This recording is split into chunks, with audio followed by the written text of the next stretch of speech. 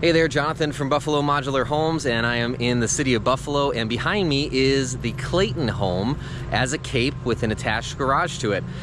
You'll see this plan on our website. They've made a few modifications to it and that, but this is part of how it goes with any plan, is you can customize it and make it your own. So wanted to walk you through the house as it's basically done at this point in time, be able to see the house all finished up. We did a video on this house on the day that the house was being set, and so I thought you'd like to see everything all done. Let's take a look inside. So just starting off from the outside here, you can see they did this as a cape home. So this is a 12-12 pitch on this roof, and there's a bunch going on here to really dress this house out. The garage is stepped back a bit. It's a single car garage that's stepped back a bit, which adds quite a bit to it. You got this bump out section here. That's the eat-in nook space. Obviously the roof pitch adds a lot as well. Plus, the two different sections of the home are actually set at different levels here. You know, step back from the road. So you get this section that bumps out a little bit, and then this one sets back a little bit, and then the window on the front and stuff like that. It really dresses it up quite nicely. I think it turned out fantastic. So as we come inside, we walk right into our living room space. Okay, right into our living room space. Whoops, I'm gonna do that. So this house sits 1,420 square feet on the first floor. There's a full basement on the house, and then the upstairs. So just with the space above grade, you're gonna be north of 2,000 square feet when everything gets all finished out on this house. It's an unfinished upstairs, and we'll show you that in a little bit. But this living room space, you got a sliding glass door on the side, and so, you know, being a tight city lot, they're just gonna do some steps down to the backyard, do it that way, but it adds a lot of extra light in here, which I think looks really, really great. And it feels very, very open. So they went with vinyl plank floor through the whole house, you know, through this whole common space in the house. You got a big island in here, eat-in island with overhang here for a few stools. There's the dining room space where they get this extra little bump out, and you can fit a pretty decent sized table in here, which is gonna be really, really nice. Coming over here, you see obviously appliances are not in, but they're all prepped for, right? So you got a space for a microwave, you got your space for your fridge, water line for the fridge, dishwasher space, and range with the range hood that was already installed. That's one that you can kind of take it or leave it in terms of whether you install it in advance or not when you're going to do the appliances. The thing that you do want to make sure gets done is that the ventilation gets run out the house. That is something that you want to make sure gets done. They went with the the black cage light here. This house comes from a factory called Penn West. This is one of their upgrade options that they do. A lot of times people just do junction boxes wherever they're going to do any kind of decorative piece and just do their own thing. But you know, they do have a couple options that are nice. So that's great, great piece there. And then obviously this range hood as well. So they went with the black and the black to match the black hardware and black plumbing fixtures. They got the farmhouse sink, which kind of accents really nicely. You know, their appliances are probably going to be stainless steel, and the sink and pieces of the faucet actually kind of really offset that kind of nicely. I think it looks really good with the black kind of mixed together. They got the backsplash installed in advance from the factory, countertops installed in advance from the factory. These are laminate countertops, so if you want to do a stone countertop, you would just get the cabinets installed and no countertops, and then by default, no sinks and faucets and no backsplash, because the countertop has to go in first, and then those things can go in. So recessed lighting all throughout is a great call for any common space, because it really allows for you to kind of have a blank slate of what you do with your space. You know, over the island, that's a different story. Obviously, the island is not going to be moving, so that's totally fine. That's a great spot to do something like that. And even really this dining room space, you could certainly do you could have put a junction box in here and put something, you know, hanging down from there, because this is clearly going to be where your table is going to be. But when you get with a big open concept, you want to stay away from doing any hanging lights, because if you shift anything at all because of, you know, different size, you know, groups coming over and things like that, it really messes with your ability to use a space, because now that you're hitting your head on the light and that sort of thing. So just something to keep in mind. So as we come through, we're going to come down our hall here. Basement is over here. We'll take a look at that in a minute. And then you have a utility space over here off of the garage, okay? They went with a pocket door here. I think this is a good spot for one. A swing door could have worked as well. You just swing it this way. But they're probably thinking, well, we're going to end up just leaving it open all the time anyway. So just do a pocket door and call it.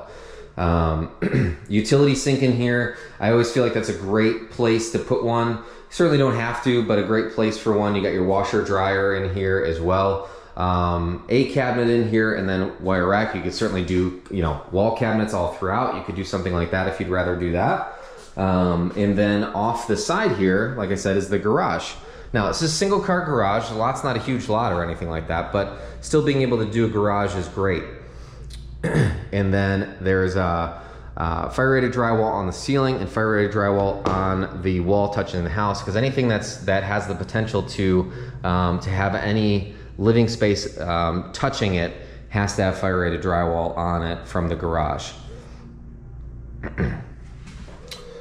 So as we come back through and we come down, we hit our bedrooms and hall bath.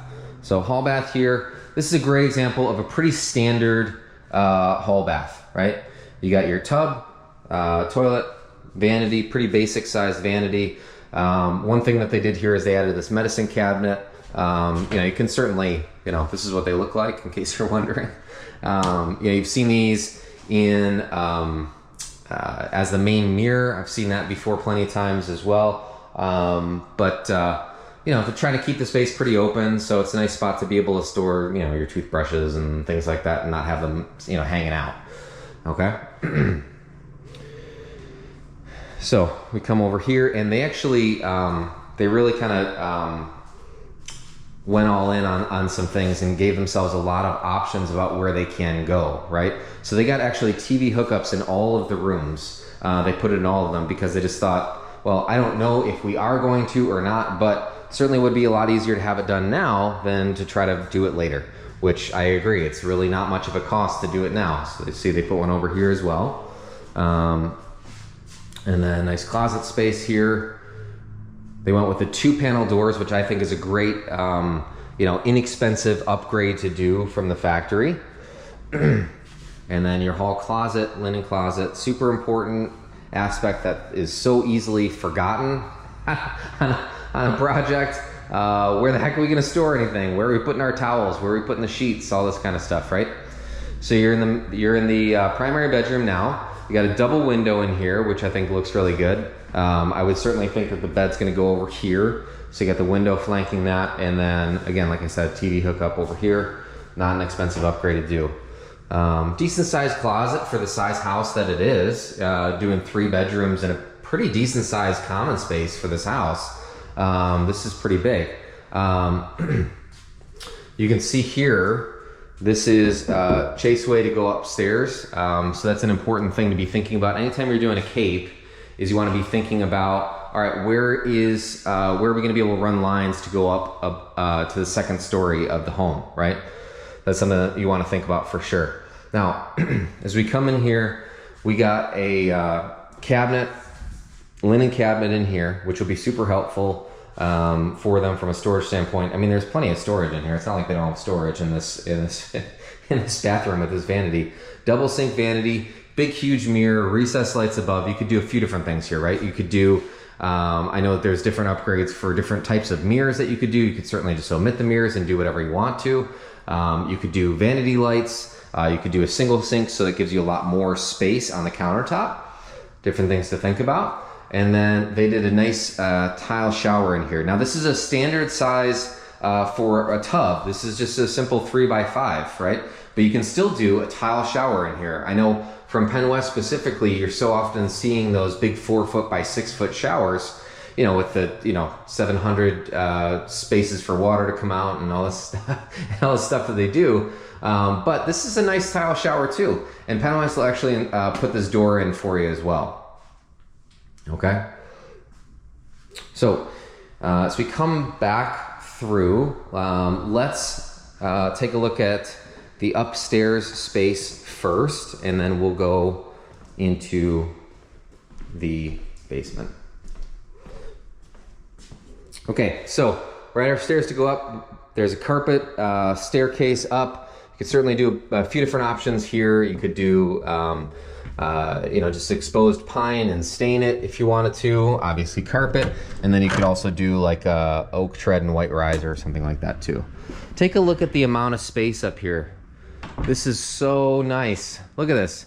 You could do a huge bedroom here off the side, huge bedroom, right? And then this is just where my mind goes. I would do a big bedroom there, and then do living room space up here. Do a whole nother living room space up here.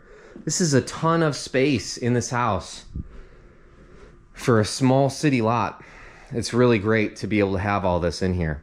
So this gives you a good opportunity to see kind of how the structure comes together. We saw it come together on set day. I'll put a link to that video in this video's description so you can see that.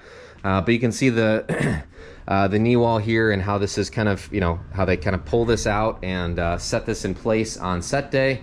And then you have your collar ties in here. So you just, drywall there or and drywall along this line here.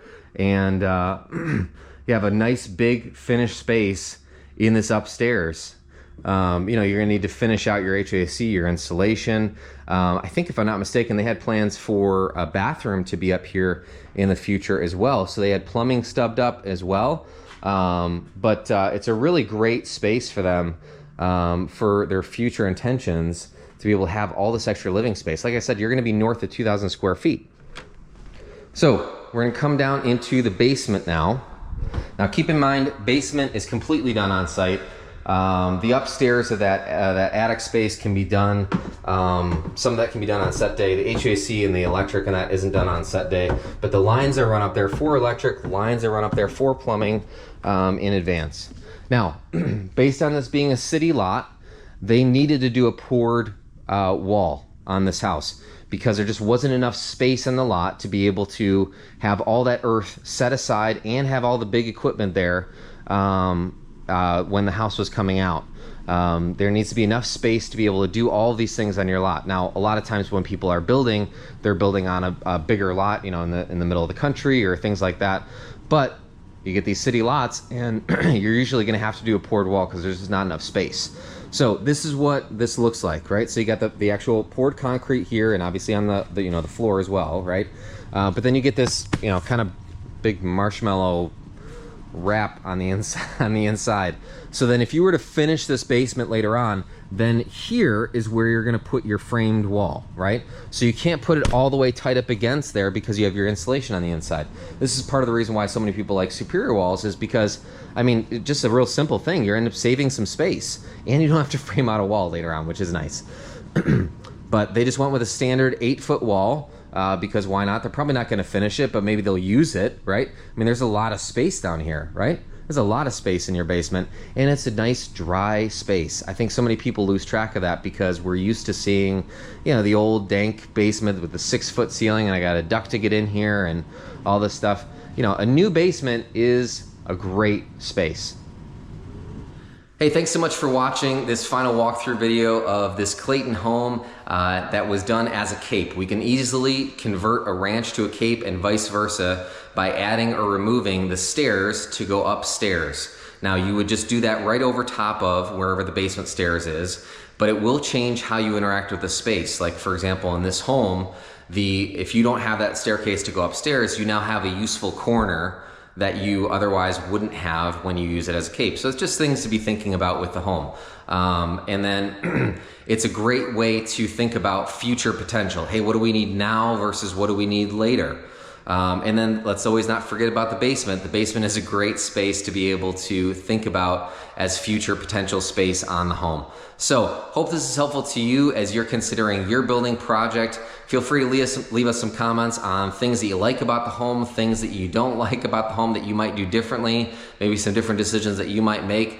and questions that you have, maybe questions about the factory or whatever it might be. We'd love to interact with you and answer the questions that you have so you can help develop your full plan for what you're going to build on your site. Thanks so much for watching.